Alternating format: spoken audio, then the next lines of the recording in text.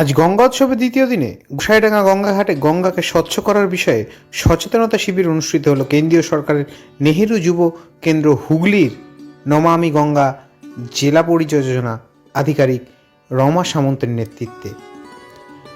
পাশাপাশি গঙ্গাঘাট সাফাই অভিযান বৃক্ষরোপণ কর্মসূচি পালন করলেন গুপ্তিপাড়া 2 নম্বর গ্রাম পঞ্চায়েতের অন্তর্গত ফতেপুর, রসুলপুর, রামপুর, গোসাইডাঙ্গা, আয়দা, কৃষ্ণবাটি ও গুপ্তিপাড়া গ্রামের গঙ্গা দূতসমূহ।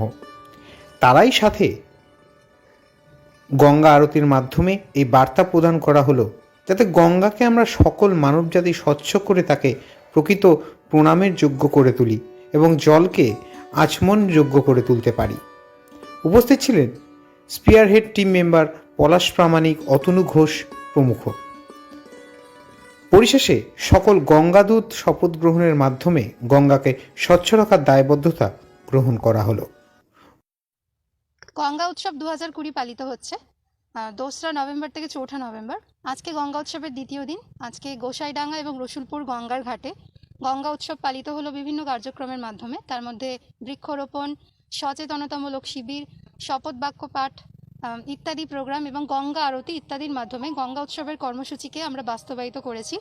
এখানে গুপ্তিপাড়া 2 পঞ্চায়েতের অন্তর্গত বিভিন্ন গ্রামের যে সকল গঙ্গাদূত আছেন তারা স্বতঃস্ফূর্তভাবে এগিয়ে এসেছেন এই প্রোগ্রামকে সফল করতে। আপনাদের সকলের কাছে অনুরোধ, আসুন আমরা সবাই গঙ্গাকে স্বচ্ছ রাখি।